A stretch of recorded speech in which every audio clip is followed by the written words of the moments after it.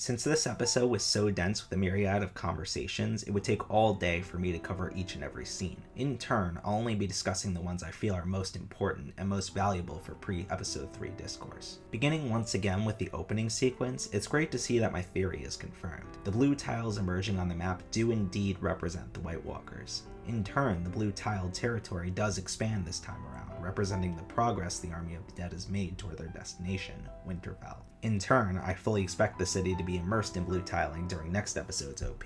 Based on the incredible cliffhanger that concluded last week's episode, I thought it made perfect sense for this episode to start with a pseudo-trial of sorts for Jaime. Regardless of the path toward redemption we see he is currently on, you have to remember that he has committed countless slights toward both the Targaryen and Stark families. Although we know he was a hero for killing the Mad King, saving the lives of millions of people, Daenerys doesn't know that. Although she knows how evil her father truly was, all she sees is the man who murdered her father and sat on the throne watching him die. While the majority of the presiding council doesn't know Jaime was the one to push Bran, they do know that he attacked Ned Stark in the streets after Catelyn kidnapped Tyrion back in season 1. If anything, the references to these crimes perfectly reflect the developmental journey Jaime has taken throughout the series to become the genuinely good person he is today. In turn, this scene only bolsters my opinion that Jaime is the best character in the show. Thanks to the words of Brienne, who understands Jaime's true intentions better than anyone else, he is cautiously accepted into their midst. This is not before it is revealed to the rest of the group that Cersei indeed betrayed them, leaving Tyrion outed as either a traitor or an idiot. He seems to claim the latter as his defense, which honestly might just be the case. However, there's still a chance that his true intentions lie with the prior. See my addendum to last week's breakdown for more information on that.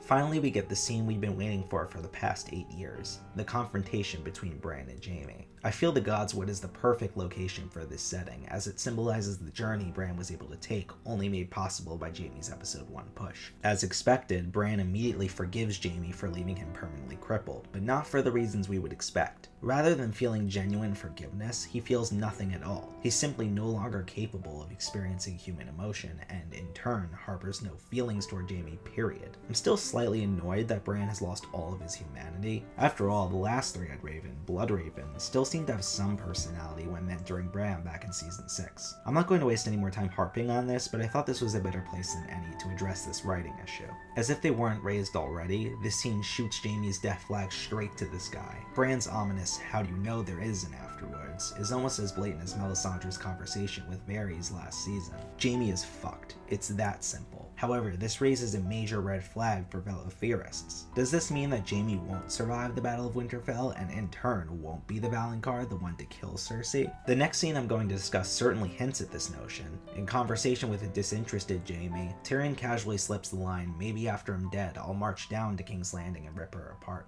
The her in this joke being Cersei. I know we all don't want Tyrion to end up actually being the Valonqar, but hey, if this doesn't hint that Tyrion will become a White Walker and kill Cersei in that form, I don't know what does. Speaking of Tyrion, let's move on to his former captor, Jorah. In private conversation with Dany, Jorah convinces her to forgive Tyrion despite his shortcomings. This is the perfect character development for Jorah, as only a few seasons ago he would have wanted nothing more than to see Tyrion dead and take his place by Dany's side. He's taken the developmental journey from selfish to selfless love, from prioritizing his best interest to prioritizing the well-being of Dany. It's also implied that Jorah urged Dany to make amends with Sansa, who she has been in sharp tension with since her arrival at Winterfell. This idea almost goes well, Dany making a great counterpoint to the notion that she manipulated Jon. However, the topic of Northern independence brings this discussion to a cold stalemate. I still don't understand why Sansa refuses to give the North over to Dany. It's not like Dany wouldn't give them near full autonomy. It's the opposite of her nature to treat her subjects like slaves, but Sansa just doesn't see that. In defense of Sansa, however, when would she have?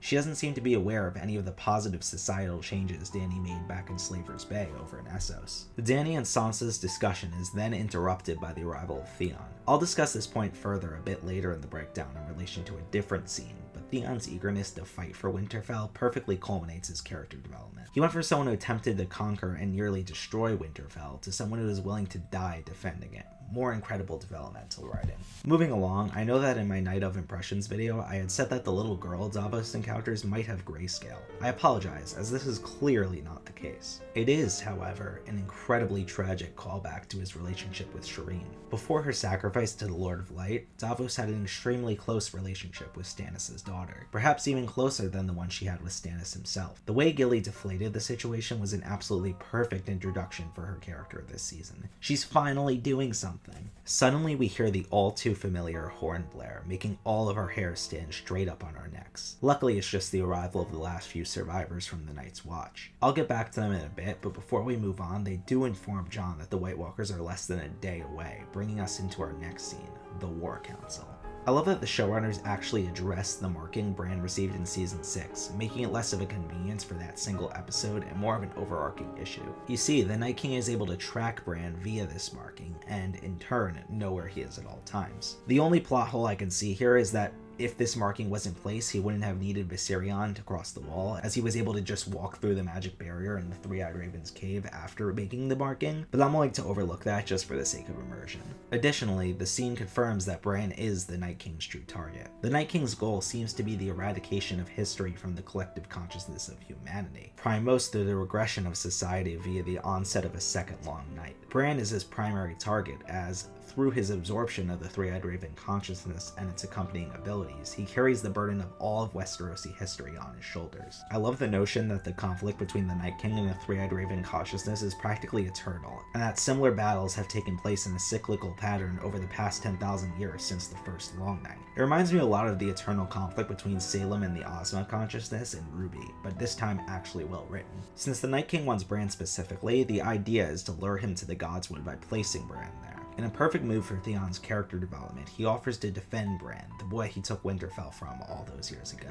Additionally, I love how this scene ends with Tyrion sitting down with Bran to hear his story. This only adds fuel to the flaming theory that Tyrion will be the one to chronicle these events once all is said and done. In Lord of the Rings fashion, he'll be the one to write A Song of Ice and Fire. Even more Lord of the Rings parallels come later in the episode, but we'll get back to that soon enough. In a nice but ominous scene between Missandei and Grey Worm, we get near blatant confirmation that Grey Worm will die in the next episode. There's no way he'll survive to fulfill Missandei's dream of returning to the island of Noth. This is Game of Thrones we're talking about. Now back to the Night's Watch reunion I began to discuss earlier. Not only do we finally see Ghost, Jon's direwolf that has oddly been missing from the past few seasons of the show, but we get the proper Night's Watch reunion we've all been waiting for. If you think about it, the whole conflict with the White Walkers really all started with them. Think about the progress these three have made over the course of the series. It's great to see them reflect on this in unison at the outset of the potential final battle. Before moving along to the major meat of this episode, I want to discuss the highly anticipated Mormont reunion between Lyanna and Jorah. As a reminder, the two are actually cousins. The reason Jorah was in Essos for Dany's wedding to Khal Drogo in the first place was because, after dealing in slave trading, Ned Stark sentenced him to death. Rather than face such an abrupt end to his life, he fled the continent, evading Ned Stark's jurisdiction. Although this scene didn't give us much forgiveness from Lyanna, the current head of the family, it was one of the last loose ends to tie up before Jorah's inevitable death next episode. Jorah's hereditary connections are explored even further when Sam grants him his Valyrian steel sword, in a perfect encapsulation of Jorah's redemption as a character. If you recall, the Lord Commander of the Night's Watch before Jon was Jeor Mormont, Jorah's father. Sam, having seen him as a father figure and feeling greatly indebted to him, granted the sword to his son. Not much more to discuss here, but this was a touching last bit of redemption for Jorah before his inevitable demise next week. As I feel there won't be a better opportunity, I want to take some time to discuss the now infamous Arya Gendry sex scene.